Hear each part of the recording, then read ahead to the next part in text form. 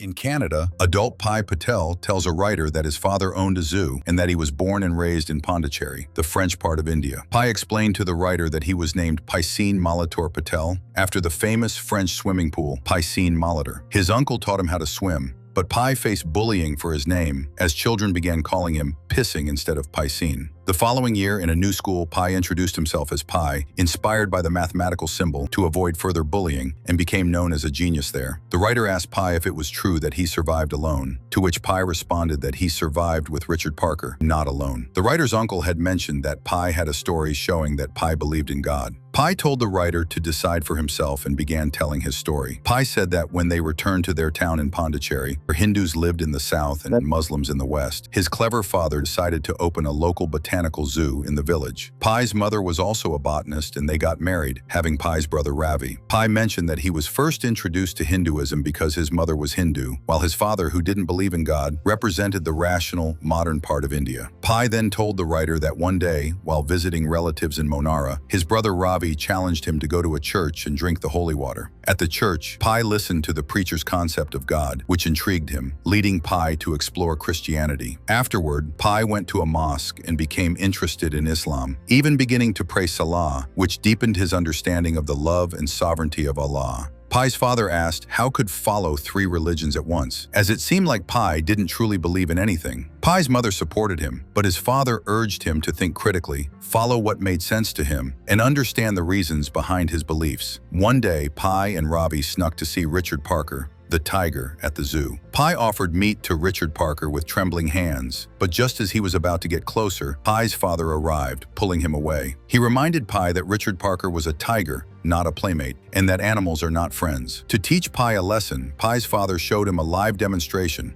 when Richard Parker tore apart a lamb in front of Pai, reminding him that animals think differently than humans and that forgetting this could be fatal. This left Pai shocked and deeply moved. Growing older, Pai began searching for the meaning of his life and eventually met Anandi while studying music. Pai followed Anandi, asking her about the meaning behind one last gesture of her classical dance. She shyly explained that it symbolized hiding the lotus love in the forest. Pai showed Anandi Richard Parker at the zoo before his father announced that they would be selling the zoo due to limited opportunities. They were moving to Columbus, where the animals would be sold in North America to secure their future. Pai and his mother were sad about leaving India. Pai bid a sorrowful goodbye to Anandi, hoping to return someday. On the boat to Columbus, Pai's mother comforted him, telling him that they were doing this for his and Ravi's future. Pai and his mother requested vegetarian food on the boat, while Pai's father and the cook argued over something. On the Japanese freighter, Pai's father gave medicine to an orangutan, explaining that the stress of traveling wasn't good for animals. The writer asked adult Pai if this young Pai would soon reach the Pacific and whether Pai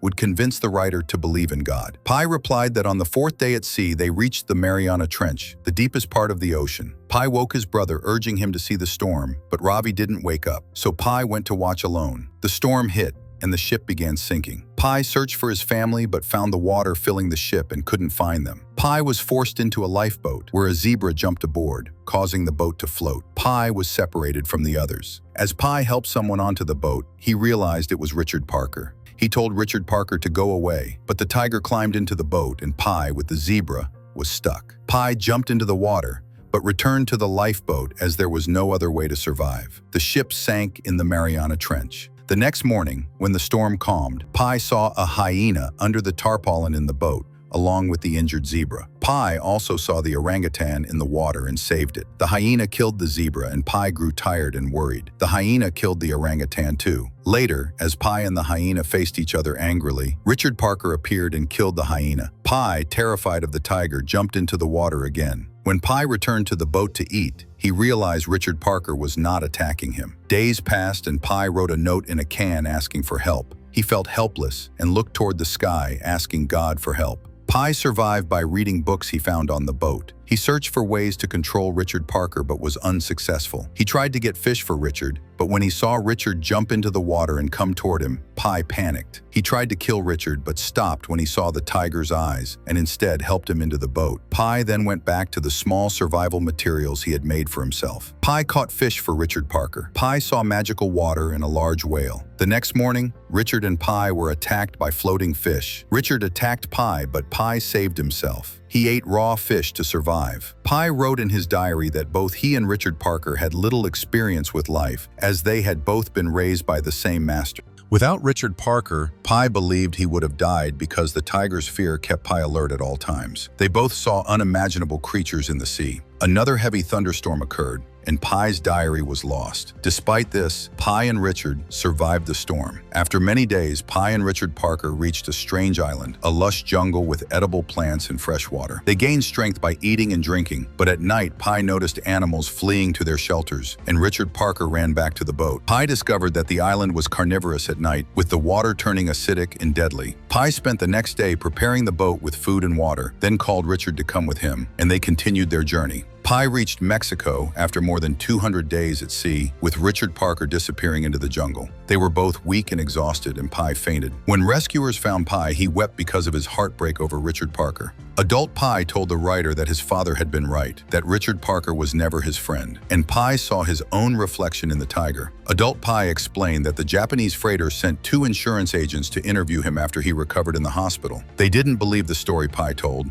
asking only about the ship sinking. Pi then gave them a different story, replacing the animals with humans. The orangutan became his mother, killed by the hyena. The zebra was the cook, and the cook killed the sailor, who was Pi's brother Ravi. Pi killed the cook and survived by eating his remains. The insurance agents didn't believe this version of the story either, and they left without questioning him further. The writer asked Adult Pi if he had turned Richard Parker into a character in the story, to which Pi replied that it didn't matter which story was true. In either case, his family had died in the Pacific Ocean, and neither story offered the explanation the Japanese wanted. Pi asked the writer which story he preferred. The writer said he believed the first story with the tiger, and Pi responded that it aligned with God. The writer later read in the insurance report that Pi survived in the company of an adult Bengal tiger and saw that Pi had started a new married life.